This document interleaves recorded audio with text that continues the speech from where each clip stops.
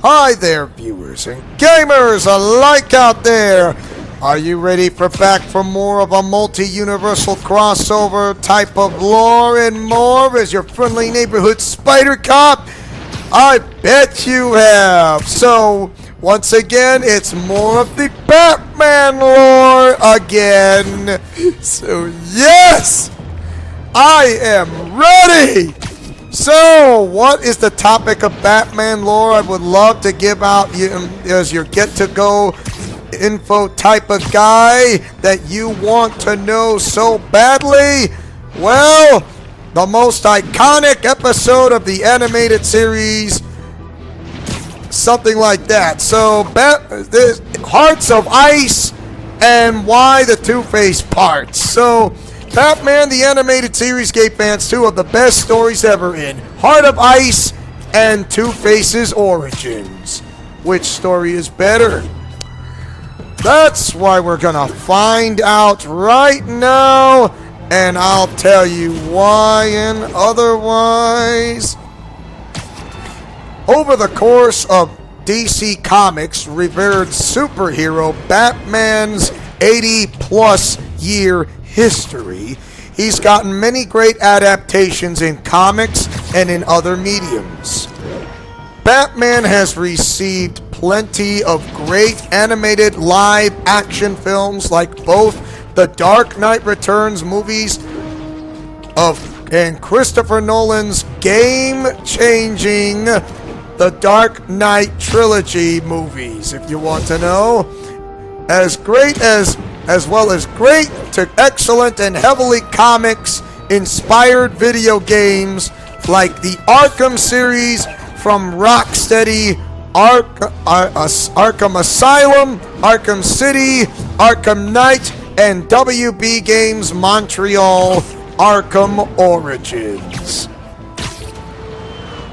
In addition to the groundbreaking comics largely from the 80s to the 90s, 80s and 90s, e.g. Year 1, The Dark Knight Returns, and The Long Halloween, Batman the Animated Series contributed significantly to defining the character going forward in terms of what largely makes this character so fascinating, beloved. While as a whole excellent, 3 episodes come to mind as some of the most memorable, which is Heart of Ice and the Two-Face Part 1 and 2, which I have seen Two-Face Part 1 and 2. I've seen Sub-Zero, but Heart of Ice, I think I might have, but I'm not 100% sure. But here are 5 reasons Heart of Ice is the most iconic and the animated series episode, and 5 why Two-Face Part 1 and 2 are. So you're gonna find out why, and now, and when, and how. The what, when, where, why, and how. We know, well, actually the who, what, when, where, why, and how. The 5 W's and the H. So let's start with the Heart of Ice. And I'll go back and forth if you want to know, or if it lets me. Heart of Ice, among the most tragic on-screen depictions of a Batman supervillain. So, being depressed doesn't always equal considered good in terms of a narrative, but Heart of Ice is one of the episodes that beautifully yet tragically depicts a Batman supervillain on screen that somehow strikes the right chords, if you want to know, in both children and adults alike. Dr. Victor Freeze has among the most bleak origin stories. Thanks to the one established by Paul Dini here. So, tackling this backstory and still doing the character justice in a way digestible for anybody is impressive. And yes, this song will work for what of Hearts of Ice and Two-Face Part 1 and 2 with this music. He was a brilliant scientist in cryogenics, but his wife contracts a fatal illness that makes Freeze decides to freeze her he decided to freeze her in suspended animation. So in cryogenic sleep, she sleeps in to freeze her. And otherwise, it could be fatal. So she froze her in suspended animation until he discovers a cure, leading his boss Ferris Boyle to stop him for wasting company money that subsequently leads to a horrible accident that requires Freeze to need a cryogenic suit to live. Mr. Freeze has come a long way from the joke villain he was in his earliest days in Batman lore. And it was Ferris Boyle's fault that he became more interested in to see Nora Freeze in cryogenic sleep in a cryogenic tube than just the research, which that wasn't very smart for what Ferris Boyle did, but he is going to jail because he did work because he was the founder and owner of Goth Corp. Okay, that was number 10. Now we go to number 9. Two-Face Part 1-2. Excellent story. Excellent 2-part story if you want to know. Since Batman the Animated Series is ultimately a show that needs to appeal to KIDS's first and older demographics second, episodes need to be concise in order to fit into the 21-22 minutes they are given. Naturally, many episodes follow an anthology-like style in a sense that most episodes are in a different adventure within continuity.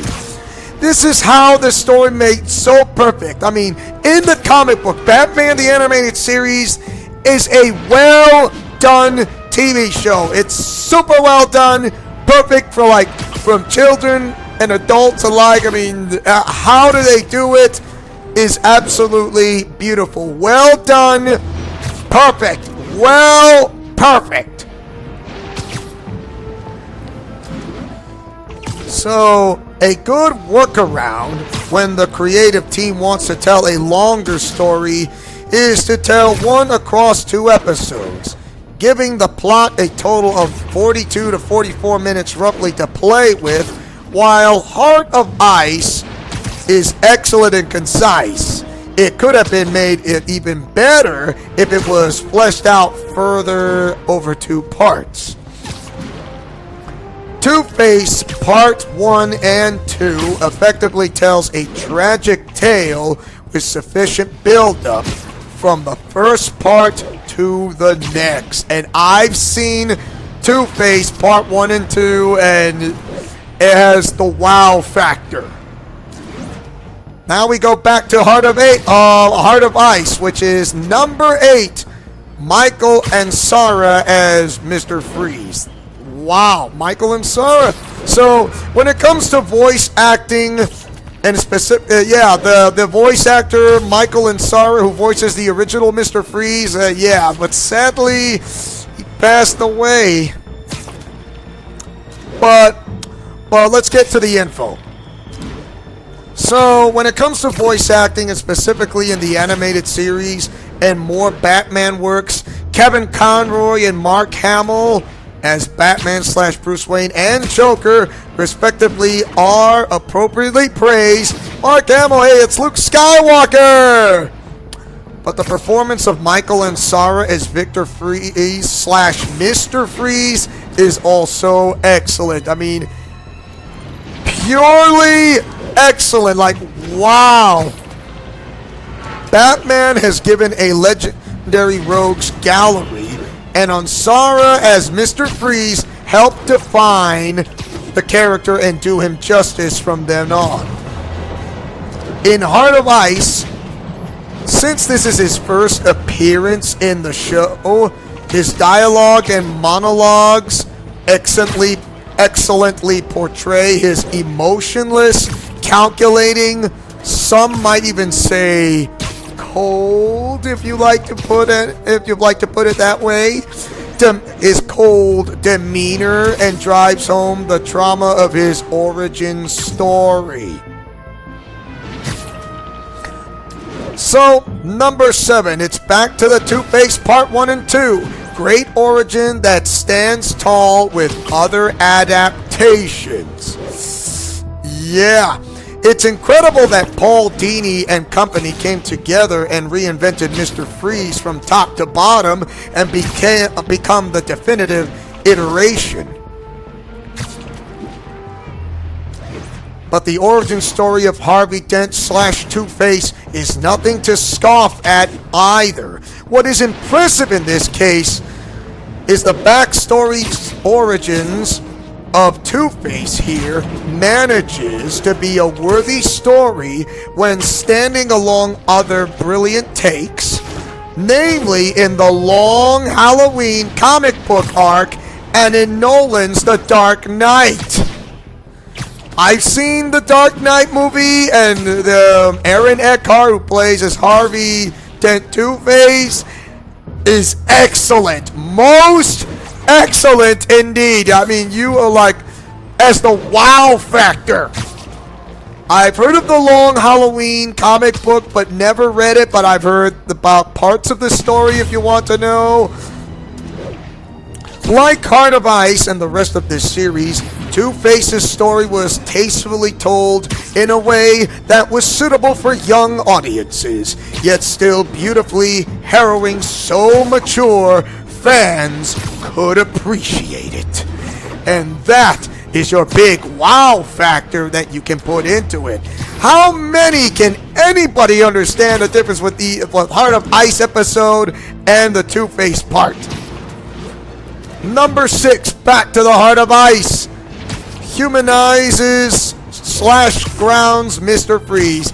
I think I have seen Heart of Ice, to be honest, and it was beautifully well done. And it's just, wow. I mean, it blew my mind away when I was still just a toddler to a preteen. It was just completely amazing.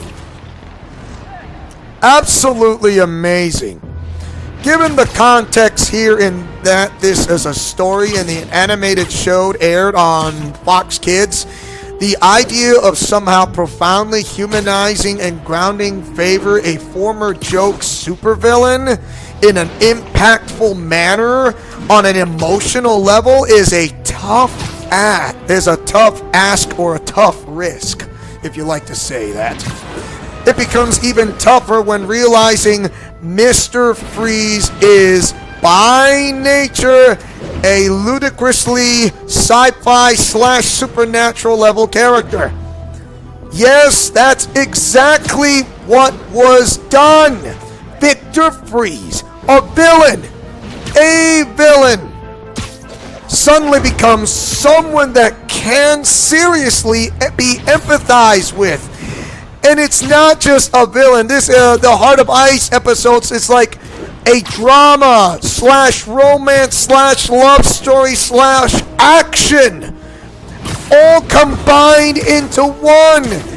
And you don't see that very often. I mean, it is so well done that how can you describe words into it?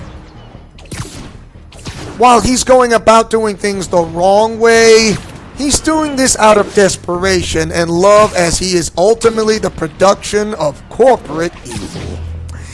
So, before I ask you this, let's say, if you guys think, for those I don't know about Batman lore that much, you guys don't know me very well because you judge me before you know me about a type of lore such as Batman, Spider-Man, Superman, and this type of info, because you don't know me well, because you need to know me before you judge me.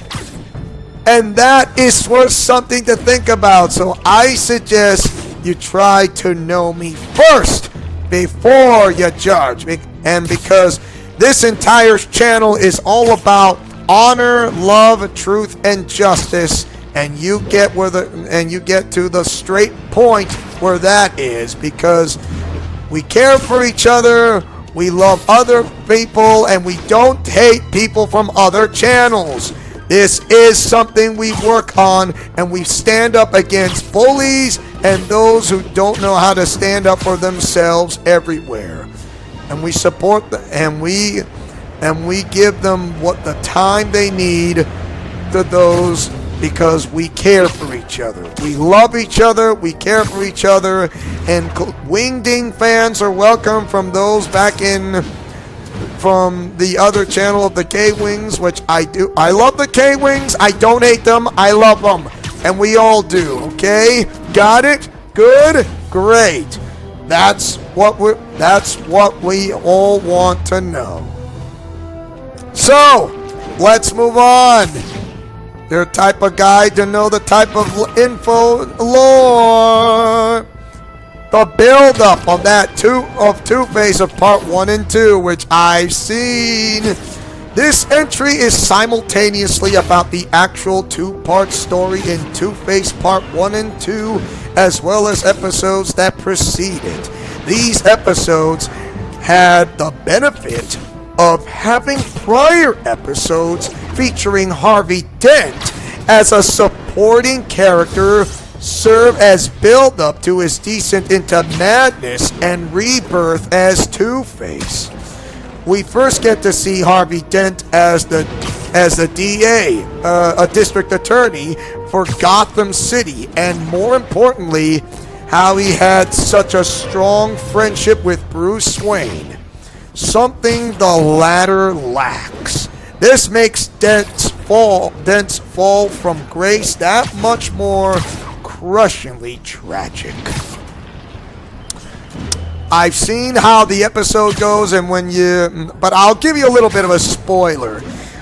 The reason why on Batman the Animated Series is how Two-Face was reborn is because Rupert Thorne has got blackmail on Harvey Dent when he punched a small child when he was a child, because he couldn't remember, but he fought and won, but it was his alter ego Two-Face who fought the battle for him. And since Rupert Thorne has blackmail on Harvey Dent, and because of that, he wanted to create the persona of Harvey Dent, or should I say Two-Face, inside Harvey Dent's lifestyle. And that was a really bad part on Rupert Thorne. What was Rupert Thorne thinking? Creating Two-Face inside Harvey Dent so he can bring it back to life? How stupid is he? How stupid Rupert Thorne is he? Why would he do it? This is why a mafia boss will do anything to do for blackmail, especially when it comes those to close to friends and family, until he gets what he wants, until he has Gotham within his control in the power of his hands. But Batman says no!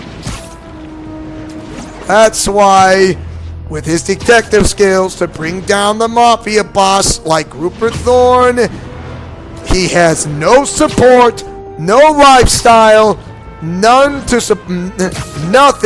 Not even his comrades and friends will not be able to help him out, left in the dirt, because he is as bad as he can get, because he's a bad egg.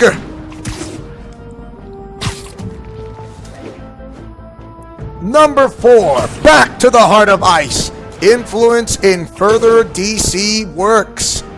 Similar to the last point of the major arc for Two-Face, this entry also speaks on Heart of Ice, but specifically outside of the context in this particular episode. Taking it a broader step forward, It's about how this episode deeply influenced, like the one of that DLC of Batman Arkham Origins Cold Cold Heart. So, about how this episode deeply influenced iterations of Mr. Freeze in other timelines / productions elsewhere in the expansive DC universe. Perhaps the most noticeable cases being Freeze's adaptation in the Arkham games. He appeared in 3 games in that series, but Origins proved the greatest product of Heart of Ice as his origin there was lovingly inspired in the Cold Cold Heart DLC of Batman Arkham Origins. And that DLC of that story that put Heart of Ice was well done. And the voice actor who voiced Mr. Freeze in the Cold Cold Heart DLC was the voice of Brain from Animaniacs. Stop it, Pinky! We shall take over the world! Move it, Pinky. I want to become Mr. Freeze. Curse you, Batman, for forcing my hand. Number 3, back to the Two-Face part. Tackling heavy themes, if you want to know. So why tackling on those heavy themes? One of the many strengths of the animated series, as well as the sequel / continuation, if you want to know, shows the new Batman Adventures and Batman Beyond is the ability to tackle heavy, real-world themes. Two-Face Part 1 and 2 are no exceptions, as it talks about the mental illness and the stigma behind them. Part 1 arguably deals with this even more. Part 1 arguably deals with this even more, as we see Harvey heavily degrade into Two-Face and see him at his most vulnerable, like secretly seeing his therapist, as he's terrified of the thought of losing his career because of this getting out. Why? Because of Rupert Thorne, and he has blackmail on him. Losing his career, his lifestyle, his love life, his childhood, everything what he fought for to keep it down, becoming the district attorney that he is and he wants to be, to take down crime and fight against crime. But Rupert Thorne, it was Rupert Thorne's fault. It was his fault. He should never bring back Two-Face, because you are degrading Harvey Dent to become Two-Face. And he did it anyway! And he didn't care! And he wanted to bring the persona back by blackmailing him to work for him, by keeping this out of the public in secret.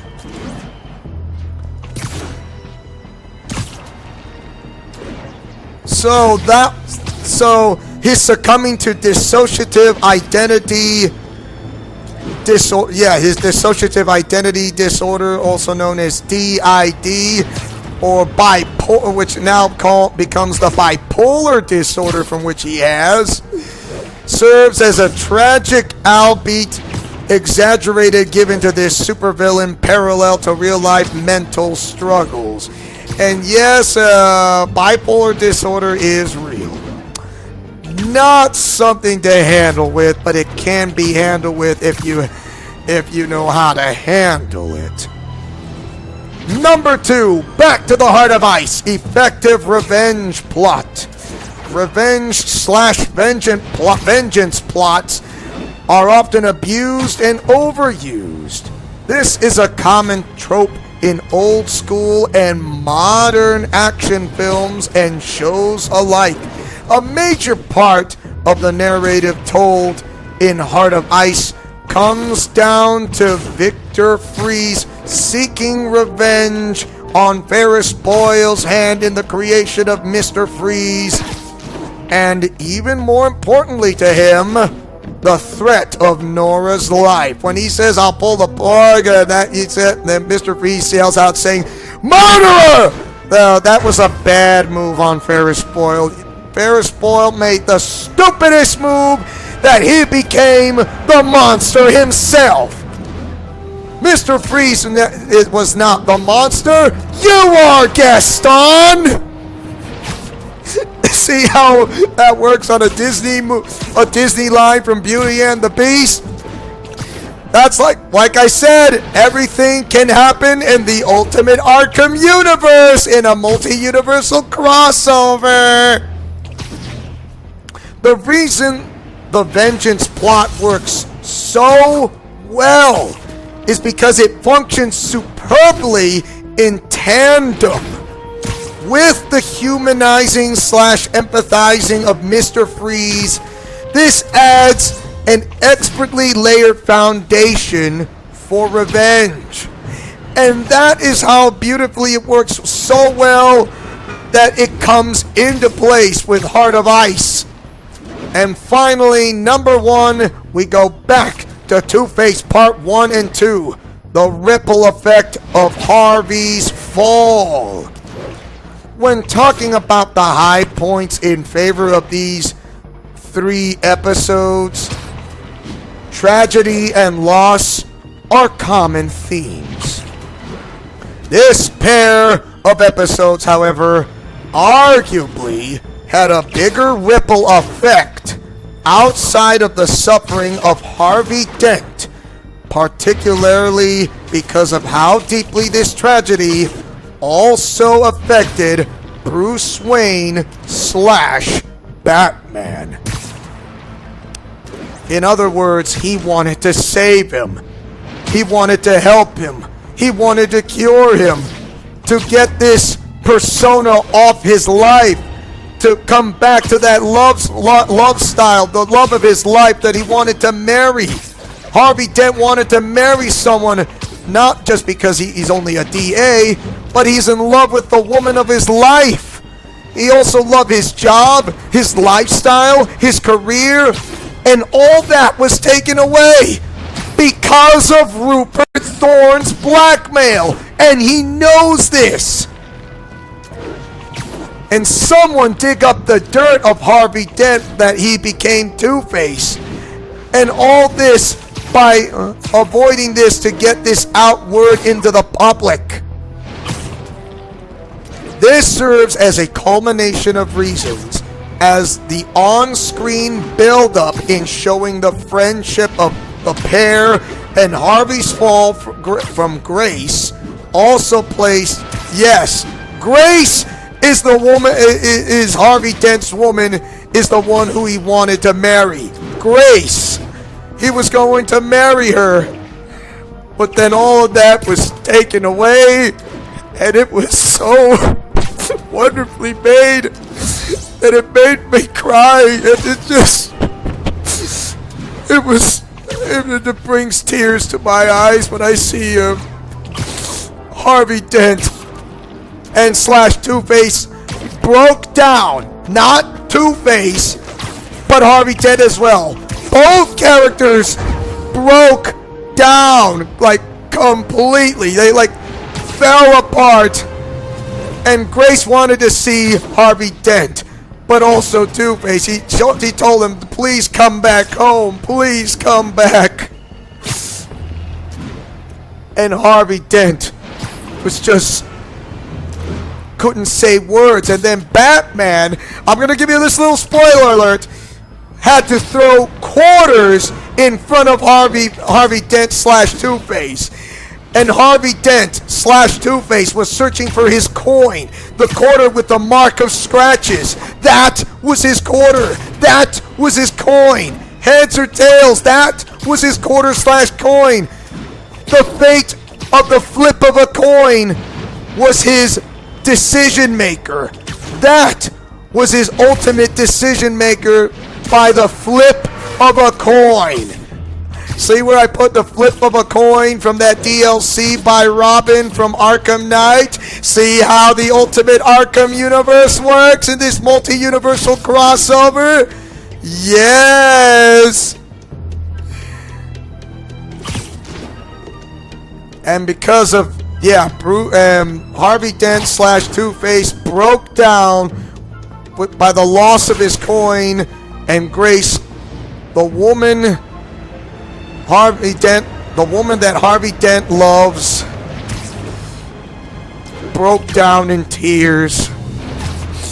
And I know he has to go in jail, but he has to go get some help.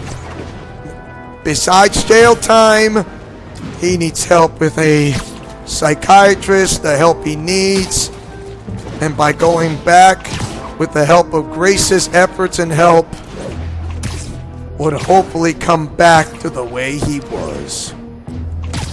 But however, somehow he came back again in later episodes.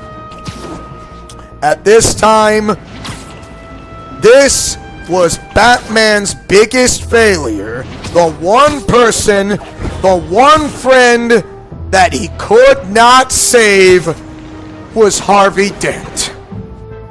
His best friend, his best buddy, the one who stayed by his side all these years, and he couldn't save him. Because of that failure, it haunted him for the rest of his life. And because of that, he went even further and pushed harder and pushed way beyond his limits that no human being could ever do. He will do better than best. He will do harder than hardest. He will do whatever's necessary than whatever's needed. And that is how he works twice. He does not work twice as hard. He works 3 times as hard than anyone else in the world, as the world's greatest detective and also one of the world's greatest superheroes with no powers, with a keen mind, with enhanced strength and agility, and an IQ that's higher than anyone else in this entire planet and higher than Tony Stark's and Spider-Man slash Peter Parker. Bruce Wayne slash Batman will never give up, including those who went from normal beings to supervillains who never got the second chance opportunities in life to have a normal lifestyle. And that is Batman's another part of his secret mission, to bring back the person to come home and live a normal life again. Thank you guys for watching, and I hope you guys love this part of the lore of what is the best story, Two-Face Part 1 and 2 or Heart of Ice. Don't forget to like, comment, favorite, and subscribe, and tell me, what do you guys think of this type of lore? Do you like it or hate it? Mash that like button or share this video if you guys love this awesome type of lore and the info, as I am your get-to-go info type of guy, your friendly neighborhood spider cop in Marvel Spider-Man in the Ultimate Arkham universe. This is Leo Wolverine saying and speaking as always as your friendly neighborhood spider cop who takes chances, making mistakes, and getting messy like peanut butter and chocolate. And I also have breakfast for dinner right here in Leo's Let's Plays Alliance, and this channel is independent only, but helping out for those that I know, but the smaller ones with the closest friends I know of. Godspeed, play safe, and shalom. Remember to fight with honor, love, truth, and justice, and hopefully I'll see you guys next time for another type of lore of any multi-universal crossover and more in Marvel Spider-Man. And remember, friendship is magic for everyone. Now I know what it means to feel like to save the Dark Alliance, and this is what it means to save those who want to be knowing to know the truth and all. That is what it means to be a hero, and what knows best to bring the fight to life in this part of the story and lore. Woohoo!